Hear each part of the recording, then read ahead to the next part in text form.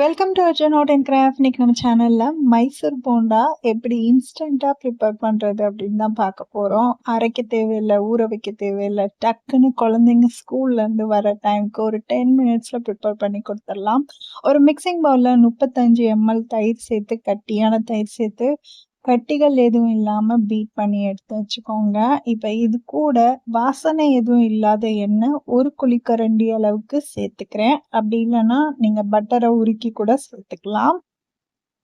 சேர்த்துட்டு இப்ப இதுல 2 பிஞ்ச் அளவுக்கு பேக்கிங் சோடா சேர்த்துக்கிறேன். சேர்த்துட்டு இது எல்லாம் சேர்த்து நல்லா ஃப்ளஃபியா பீட் பண்ணி எடுத்துக்கலாம். எல்லாம் நல்லா கரைஞ்சு வரணும். எண்ணெய், பேக்கிங் சோடா எல்லாமே ஒரு நிமிஷத்துக்கு பீட் பண்ணிக்கோங்க. இப்ப இது இருக்கட்டும்.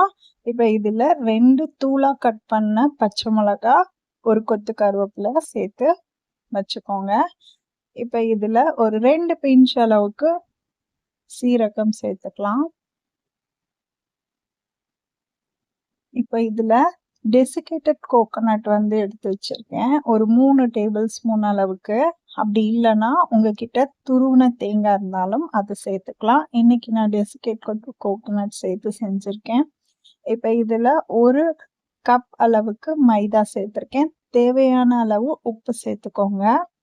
சேர்த்துட்டு இது எந்த அளவுக்கு டெக்ஸ்சர்ல வரணும் இந்த பேட்டர் அப்படின்னா, உளுந்து மாவு நம்ம அரைச்சி எடுப்போம் இல்லையா, அந்த பேட்டர் கன்சிஸ்டன்சில வரணும். கொஞ்சமா தண்ணி ஆட் பண்ணி லைட்டா பீட் பண்ணிக்கோங்க.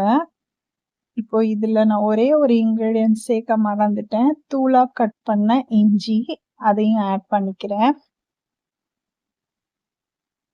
நல்லா சாப் பண்ணி சேர்த்துக்கோங்க.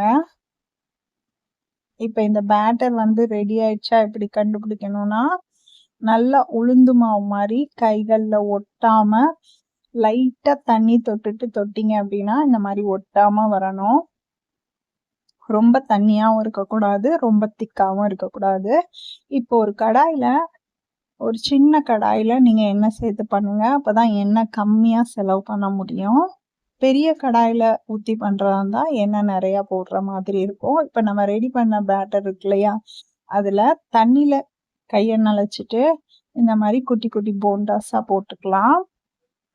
நீங்க சின்னதா பிடிச்சு போட்டீங்கன்னாலும் அது நல்லா பெருசா உப்பி சூப்பரான டெக்ஸ்சர்ல வரும்.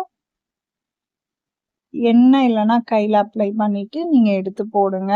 ஒவ்வொரு முறையும் தண்ணியில டிப் பண்ணிட்டு எடுத்து போடுறப்ப கைகள்ல ஒட்டாம வரும்.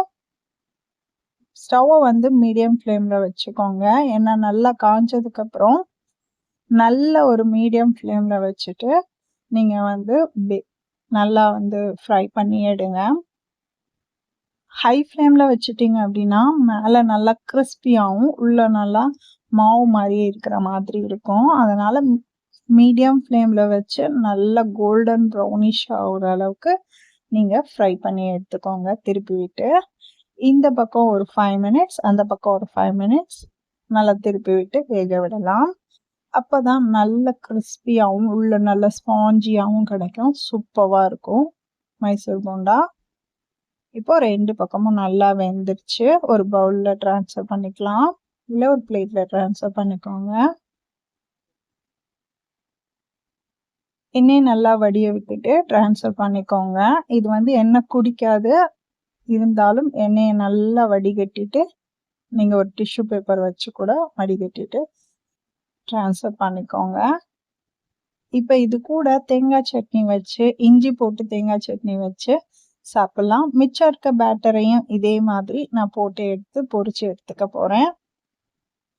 நல்ல குட்டி குட்டி பால்ஸாவும் போடலாம், பெருசாவும் போட்டுக்கலாம். நான் போடுற மாதிரியும் ஷேப்லாம் வரல, ஆனா ரொம்ப டேஸ்டா இருந்துச்சு. ட்ரை பண்ணி பாருங்க. இப்போ இந்த பேட்சும் நமக்கு ரெடி ஆயிடுச்சு. பிளேட்ல ட்ரான்ஸ்ஃபர் பண்ணிக்கலாம்.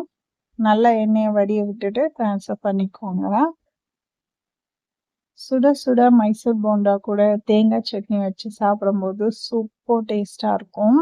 குழந்தைங்க வர்றதுக்கு முன்னாடி இந்த மாதிரி ட்ரை பண்ணி கொடுத்தீங்க அப்படின்னு விரும்பி சாப்பிடுவாங்க. ட்ரை பண்ணி பார்த்துட்டு எப்படி இருந்துச்சுன்னு கமெண்ட்ல சொல்லுங்க. வீடியோ பிடிச்சிருந்துச்சுன்னா லைக் அண்ட் ஷேர் பண்ணுங்க. நிறைய ரெசிபிஸ் நம்ம சேனல்ல இருக்கு. ஃப்ரீயா இருக்கும்போது செக் பண்ணி பாருங்க. Thank you.